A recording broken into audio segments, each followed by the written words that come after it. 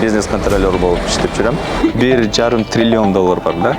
Иштен кийин келип кагыздарды алып, биякта отуруп түнгө чейин окугам. Кыздарга кичине кыйыныраак бияка келген үчүн.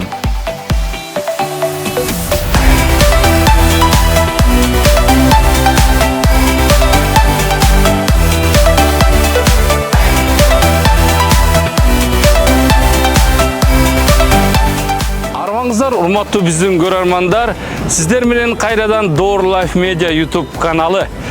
Бүгүн биз Норвегия өлкөсүнүн борбору болгон Осло шаарына келдик.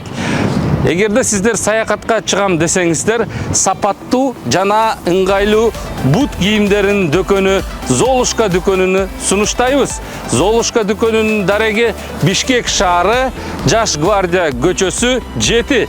Бүгүнкү биздин каарманыбыз болсо, биздин мекендешибиз Азизбеков Адилет.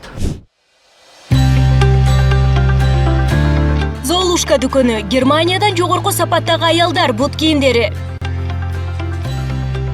Бизге 30 жылдан ашык убакыттан бери ишенишет. Катталуучуларга 15% арзандатуу берилет. Саламатсызбы, Адилет мырза? Кандай турасыз? Атайын мекендештер долбоору Кыргызстандан Норвегия өлкөсүнүн борбору болгон Осло шаарына келдик. Бүгүн сиз менен кызыктуу жана пайдалуу маек курабыз деп ойлойм. Кош келиңиздер. Адилет Азизбеков 2021-2023 жылдары бизнес боюнча илим магистры, эл аралык стипендиялардын лауреаты. 2018-2020 жылдары Казакстандагы Кимеп университетинен бизнес экономика боюнча илимдин магистры. 2015 жылдан 2016 жылга чейин Бишкектеги Ойко кредит эл аралык компаниясында каржы бөлүмүндө стажер болгон. 2017-2019 жылдары Алматыдагы PricewaterhouseCoopers компаниясында башка адис ревизор. 2019-2021 жылдары Казакстан Carlsberg компаниясында бизнести көзөмөлдөө бөлүмүндө каржылык контролер, улук бизнес контролер болгон. 2023 жылдын февраль айынан тарта финансылык компанияда каржы бөлүмүндө бизнес контролер. Футбол, тоо лыжа спортун жактырат, бош убактысында пианино жана саксофондо ойногонду жакшы көрөт. Анда эмесе биздин маекти баштасак. Негизи эле Адилет мырза, кайсы жерден болосуз? Эмне болуп бияка келип калдыңыз? Кайсы окуу жайды бүттүңүз? Ошолор жөнүндө айтып берсеңиз. Мен өзү Кыргызстанда Ош шаарында туулгамын. Анан азыр болсо Ослодо кичинекей үй бүлө менен аялым жана 3,5 жашар уулум менен жашайм. Ослодо 2,5 жыл жашап, ошол ичинде 2 жыл Fredolsen Renewables деген компанияда бизнес контролер болуп иштеп жүрөм. Ошондо сиз түз эле Норвегияга келдиңиз да, же башка Европа өлкөлөрүнөн эле бардыңызбы? Жок, түз эле Норвегияга келгем. Өзү мен Казакстанда жалпы 7-8 жыл жашап, ошол жакта окуп, иштеп, эчтеңден кийин анан бул жакка келгем, түз эле. Норвегиянын, Ослонун тарыхы жөнүндө деле айта кетсеңиз. Норвегияда 5,5 миллион адам жашайт, ошонун ичинде 1 миллион Ослодо жашайт. Осло өзү Норвегиянын борбору деп эсептелет. Норвегиядагы өлкөдөгү эң чоң шаар болуп деп эсептелет. Өзү Осло, азыр биз центрде турабыз. Бул жакта опера жана балет имаратын көрө аласыз. Осло фьордун көрө аласыз жакта. Анан сауналар да турат. Бизнес борборлор, анан улуттук эң чоң китепканасы да бар. Бул 5 этаждык китепкана. Анан Бьорвика деген бир району да бар биякта. Эң кымбат район деп эсептелет Ослодо. Негизи эле Норвегияда, Ослодо башка Европа өлкөлөрүндө караганда баалар кымбат окшойт, Ооба, өзү Норвегияда жашоо аябай кымбат. Эми орто айлык 5000 статистика боюнча $5000 болот, евро. Бирок эми жашаганда үй бүлөң менен жашаганда 10 жарымы точно кетет анан расход. Налогдор деле кымбат. Налогдор.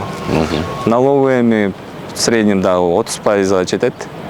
Пенсияда компаниясы өзі пенсия төлөшөт. В среднем да где-то 2% болот. Адилет мырза, маегибиздин уландысында биз азыр кайсы жерде турабыз? Бул имарат эмне имарат? Ошол жөнүндө деле айтып кетсеңиз.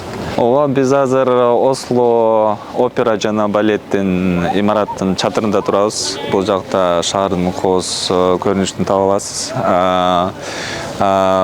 Осло фьордунун кемерлери биякта турат. Эң кымбат району Бьорвика деп аталат. Анан музейлер, Мук деген атындагы музей. Муктун музейи, анан бул Осло опера жана балеттин имараты госбюджеттен курулушкан. Ошол курулуш борборунун баасы канча? Бул имараттын баасы где-то $760 миллион. Анкыдан $430 миллион. Чоң 1 миллиардтан ашат да.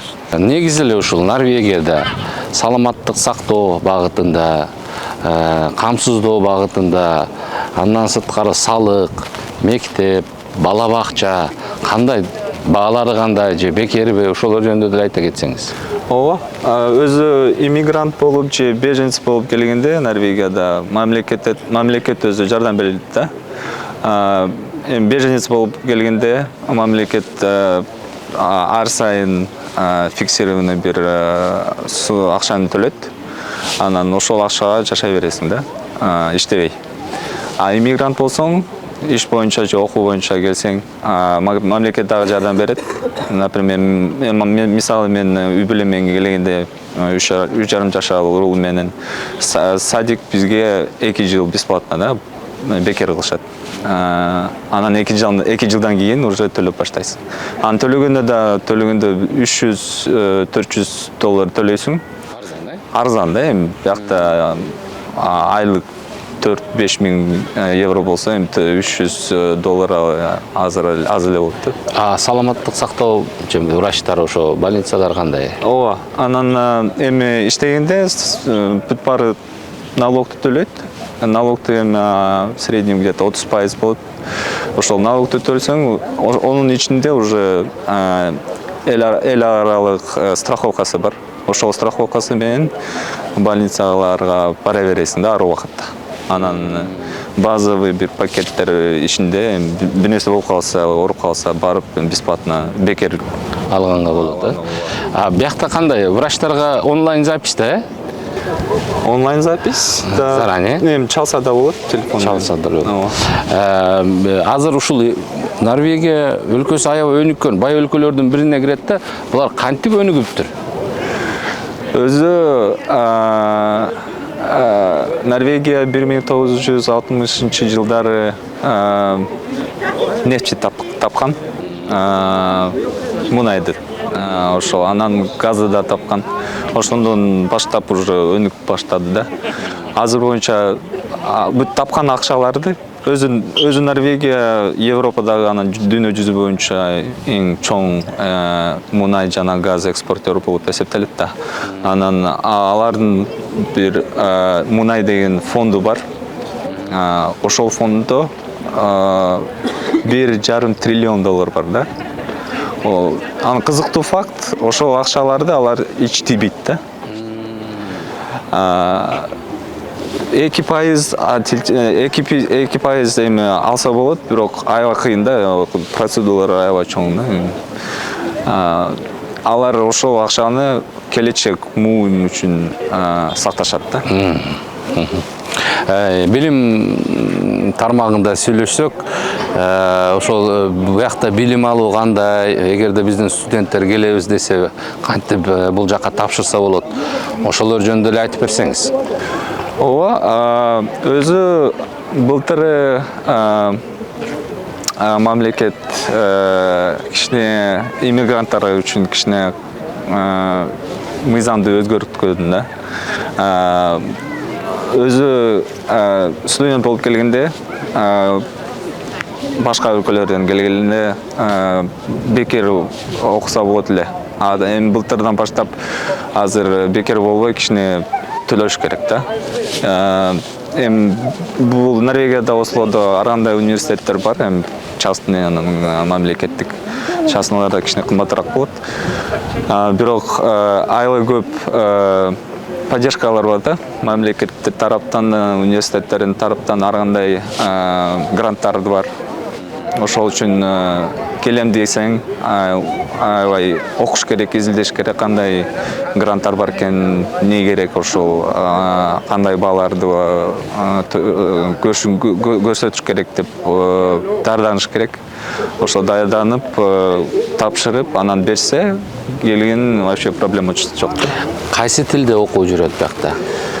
Өзү англис тил менен жашай аласың. Ослодо бүт баары англис тилинде сүйлөшөт. Ошол кичине проблема кылат да, норвег тилин үйрөнүш кыйыныраак болот да. Бирок иштегенде, мисалы, бүт документация англис тилинде, бирок сүйлөшкөндө норвег тилинде. Университеттерде сабак? Университетте зависит, сиз определенный англис тил программаны тандасаңыз, англис тил менен окуйсуз Сабактар. Анда эмесе ошо сиз окуган университетке барсак болобу? Ооба. Ал ар дайым ачык. Биз барсак болот, аябай кооз, чоң бир имарат. Анда эмесе кеттик. Биз азыр BI Norwegian Business School деген университетине келдик. Мен бул жакта 2 жыл окудум, магистрди бүтүрдүм. Өзү бул университет ар кандай эл аралык аккредитациялар бар. Анан Норвегияда бул өлкөдө эң популярдуу бизнес сыяктуу университет. Бул жакта жалаң экономика тууралуу, финансы тууралуу, бизнес менеджмент тууралуу сабактар бар. Бакалавр жалаң норвег тилинде болот, бирок магистрди тандаса болот. Норвег тил же англисче окуса болот. Эми чет өлкөлөрдөн келген студенттер англисче окуйт. Анан өзү университет дагы жардам берет да, башка студенттер келгенде бекер норвег тилин үйрөнүү үчүн курстарын берет. Ошол жакшы возможность да норвег тилин үйрөнүү үчүн. Азыр кирип көрсөк болот ичине. Бул университет өзү Норвегиядагы биринчи бизнес университет деп эсептелет. Анан Европадагы дагы эң күчтүү деп университет деп эсептелет. Бул жактан көрө аласыз, 5-6 этаждык имарат. Анан сол жактан, оң жакта ар кандай ар түрлүү кичинекей чоң залдары, класстары бар. Студенттер келип, ар күн келип алып окуса болот. Азыр бүгүн, мисалы, воскресенье бул жума күнү келишет, окушат. Китепканасы эң үстүндө турат. Ошол китепканага кирип дагы көрсө болот бизге. Анан биякта дегенде бул университетти өзү эң билгилүү мамлекетте иштеген адамдар бүтүргөн. Мен азыр 2 жыл магистрде окуганда мен иштеп жүргөм да бир убакытта. Ошол өзү университет мындай сыяктуу возможностьтарды берет да. Мен мисалы күндүзү иштеп, анан түнү иштен кийин келип кагыздарды алып, биякта отуруп түнгө чейин окугам. Мындай суроо бергим келип турат да, Адилет мырза. Бул жерде сабак берген мугалимдердин, анан профессорлордун статусу кандай, анан кандай мугалимдер берет сабакты? Мугалимдер бүт профессорлор, анан алар аябай күчтүү профессорлор, алар ар кандай өлкөлөрдөн келишет. Келип анан өзү системасы кичине башкачараак да бизге караганда. Биякта окуганда жардам керек болсо ар убакытта профессорго барып сүйлөшсө болот. 2-3 саат сүйлөшсө болот. Проблема просто биякта дагы психологдор дагы бар. психологқа барып сөйлесіп, не деген проблемалар, не ан бойынша да сөйлессе болады. Анан профессор мен өзім бұл жерде екінші магистрді бүтіргім. Бірінші магистрді Кимэп деген университетінде бүтіргім. Ошо мен айырмасын білем да. Кимэп деген университетінде кішіне оңайырақ болған. Бияқта кішіне оқығанда кішіне қиынырақ оқыған үшін да. Бағаларды бергенде алар аябай строго бүт барын қарап беришет. Ошол үчүн Норвегияда жашаган адамдар ойлонушат да, BI Norwegian Business School деген университетти бүтүрсөң, сен кыйын адамсың деп ойлонушат да. Анан жумушты да тапсаңыз кичине оңойраак болот. Негизи канча студент окуйт биякта жыл сайын? Анан кайсы өлкөлөрдөн келип окушат? Эми 60-70% өз местныйлар, Норвегияда жашаган адамдар. Анан 30% башка өлкөлөрдөн келишет. В основном Европадан келишет. Анан Орто Азиядан эми көп эмес, бирок табаласын адамдар. 2-3 адам бар. Анан биздикилерге кичине кыйыныраак өзү келген үчүн. Неге дегенде мамлекет мыйзам тууралуу программалар жок. Анан биякта окуйм десең өзүң изилтешиң керек да. Университет кайсы гранттарды берет, кандай условиялар бар, ошону изилдеп, анан тапшырып документтерди анан күтүшүң керек. Мен өзүм бакалаврды бүткөндөн кийин ошондой кылам. Университеттин сайтына кирип, условияларды карап, изилдеп, анан тапшыргам документтерди. Анан ошол убакытта эле мага грантты берген. Бирок мен келе албай калдым. Анткени мен окуйм деп, тажрыйба керек деп ойлогом. Ошол үчүн мен бакалаврды бүткөндөн кийин иштеп баштагам да. Анан 2 жыл аудитор болуп иштеп, анан дагы 2 жыл Carlsberg Казакстан деген компаниясына да иштегенден кийин мен уже өнүгүү жыйлап турган сездим.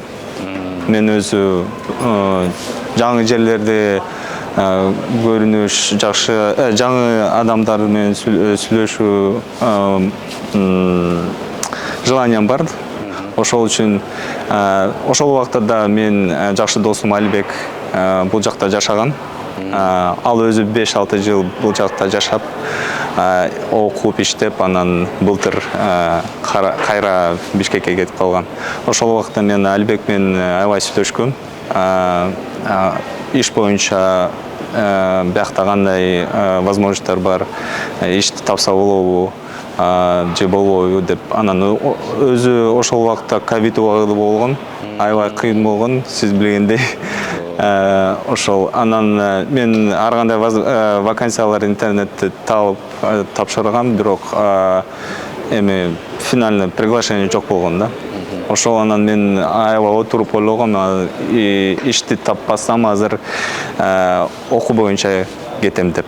Анан сайтына кирип, университеттин сайтына кирип, анан дагы бир жолу документтерди тапшырып, анан уже дагы бир жолу грантты мага берди. Бергенден кийин мен уже бул жакка үй бүлөм менен келдим. Жакшы, бул азыр китепканасы окшойт, Бул өзү китепканасы, аябай чоң китепкана. 5-чи этажда турат ал. Китепканада көрө аласыздар, студенттер отуруп даярданып турушат. Hello. Hi. Бул жакка кирсек болот.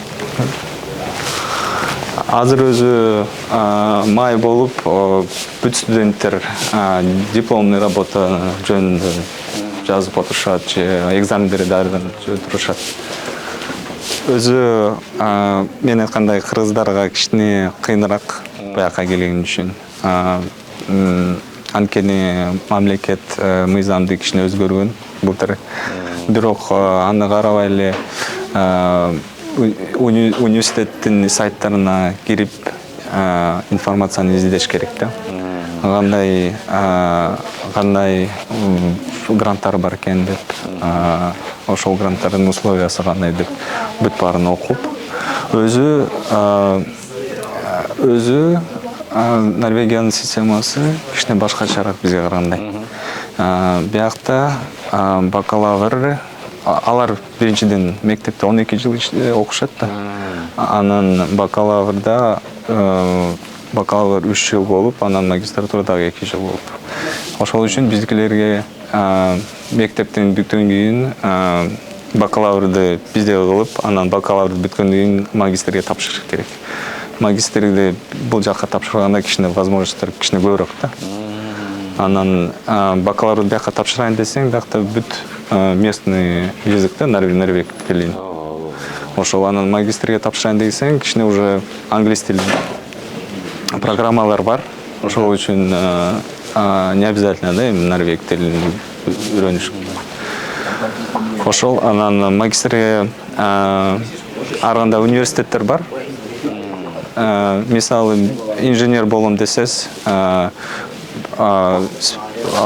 специально отдельный университеттер бар да, башка шаарларда, бирок технический университеттер. Аларда гранттарды беришет чет өлкөдөн келген студенттерге. Ошондо биз жогорку билимди алгандан кийин экинчи этап магистратурага бул жакка биздин студенттер тапшырса болот. Тапшырса болот, келсе болот. Ошол кайсыл окуу жайыны бүтсө айырмасы жок, мисалы үчүн национальныйды бүтөбү, Аутсановы же Арабаеваны бүтөбү?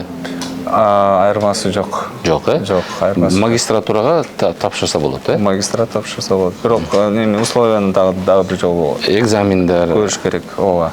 Кайсы экзамендер, кайсы балдары, минимальный балдары. Адет мырза, биздин ушул жаштарга келечекте ушул окуу жайына тапшырам деген, студент болом деген, билим алам деген жаштарга кандай кеп кеңешиңизди берет элеңиздер?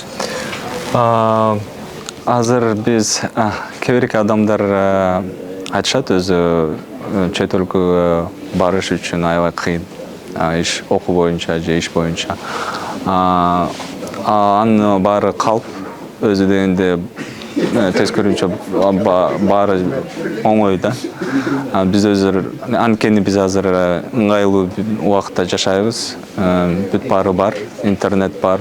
Анан биринчиден отуруш керек, анан ойлонуш керек да. Кайсы өлкөгө барайын деп, кайсы университетке барайын деп аябай ойлонуп, изилдеш керек. Анан тапкандан кийин, өлкөнүн же университеттин тапкандан кийин уже планды түзүш керек детально. Сайтына кирип, бүт баарын условияларын карап, кайсы возможностьтор бар карап, изилдеп, анан тапшырыш керек. Ошол все возможно деп айтканда. Аракет кылыш керек, көрүш керек. Аракет кылыш керек. Ушу келечекте биздин студенттер сизге кайрылса болобу? Ооба. Жардам сурап, кеңеш сурап. Ооба, любой убакытта. Сиздин жанагы соцсеттеги страничкаларыңызда кайрылышып жатса болот, Ооба. Дагы бир нерсе айтайын дегем, окуу боюнча да келсе болот, ооба. Бирок ал бир эле вариант эмес да. Мага окшоп да тажрыйба менен келсе болот. Жакшы тажрыйба, жакшы бир компанияларда, эл аралык компанияларда иштеп, бизде эле. Анан ошол тажрыйба менен бул жакка келсе иш тапса болот. Мага окшоп да. Возможностьтор толтура.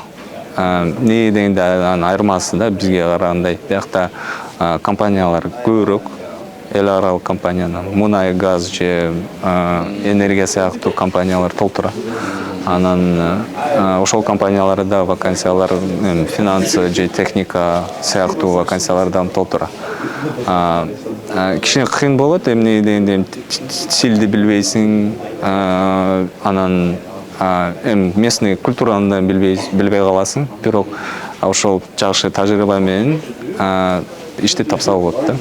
Мекендештер долбоору кыргызстандык мекендештерибиздин ийгилигин чагылдырган маектерди тарыхый уникалдуу имараттардан алып келет. Биз азыр Ослонун жээгиндеги Бьөрвик аймагындагы заманбап китепканага келдик. Урматтуу биздин мекендештер, азыркы учурда биз Осло шаарында биздин мекендешибиз Адилет мырза менен маектешип жүрөбүз.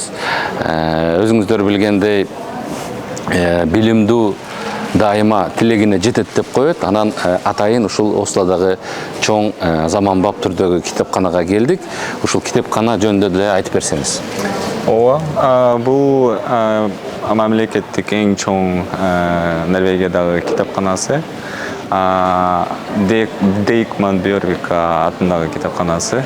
Өзү Дейкман деген бул китепкананын сети да, Осло шаарда 11 китепканасы бар, бирок бул китепканасы эң чоң болуп деп эсептелет.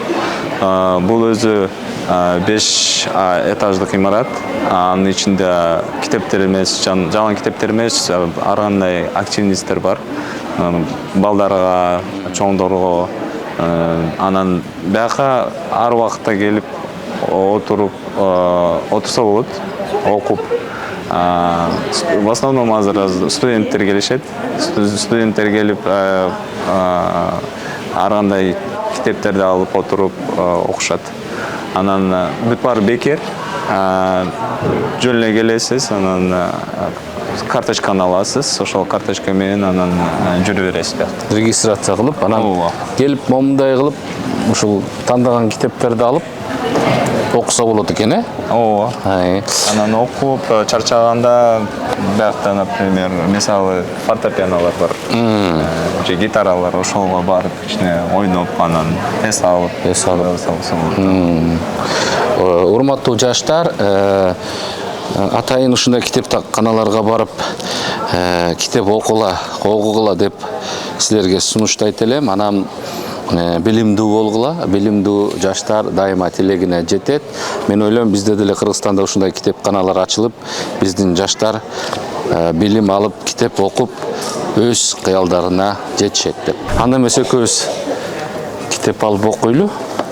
Мында өзүнчө бөлмөчөлөр деле бар турбайбы? Бул жакка келип, момунтип бөлмөчөлөргө келип, мына момундай бөлмөчөлөрдүн ичинде момунтип китеп алып окусак болот экен.